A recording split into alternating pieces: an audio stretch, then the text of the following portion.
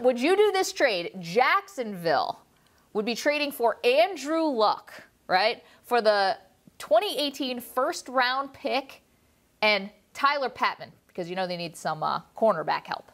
Would I do it if I'm the Colts? No, I would not do that. Would I do it as a fan of the league in general? Yes, because I think it upgrades a team that maybe, if you put Andrew Luck on the Jaguars, could then be legitimate. Oh my gosh, if I'm the Jags, I'm taking whatever high-speed jet that Shad Khan may possibly have, and I'm trying to get to Indianapolis, even though Luck is injured and they think his shoulder is something along the lines of Drew Brees. I mean, yes, that's going to take a long time to recover, but then on the other side, you maybe have Drew Brees, and at worst, you have Andrew Luck as himself. So I think that would just be an awesome one. All right, let's go wide receivers. Next up, A.J. Green to the Seahawks for Richard Sherman and a 2018 fourth-round pick.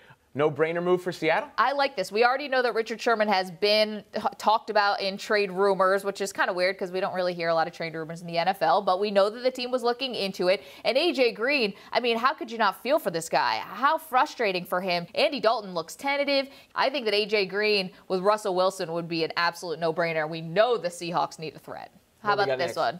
We're going to call this one a Chip Kelly reversal. We know that LeSean McCoy never wanted to leave Philly for Buffalo when he was traded for Kiko Alonso.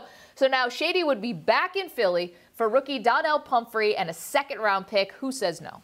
We've seen the Bills sort of try to rebuild on the fly by acquiring draft picks. And for a running back of McCoy's age, regardless of how good he is, second-round pick on its own is pretty solid return. So I think this might be a realistic kind of trade. I love this one. Bills stockpiling picks. They're obviously moving in a new direction with a new regime and head coach. You get Shady goes back to Philadelphia. That's a great story. And I think that Philadelphia, if they had Shady McCoy, might emerge as the no-brainer winner of that division. Well, we're trading Shady all over the NFC East. How about to the Giants for Shane Vereen, Sterling Shepard, and a 2018 second-round pick? We know the Giants need a running game, but does it matter without an offensive line? Would you give up Shepard to get Shady?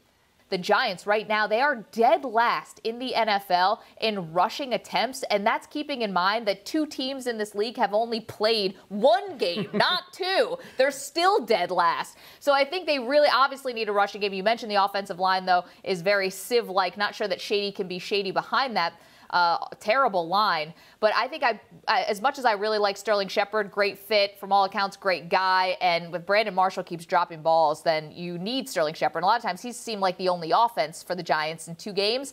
But I think, honestly, you probably go Shady just because your run game is just atrocious.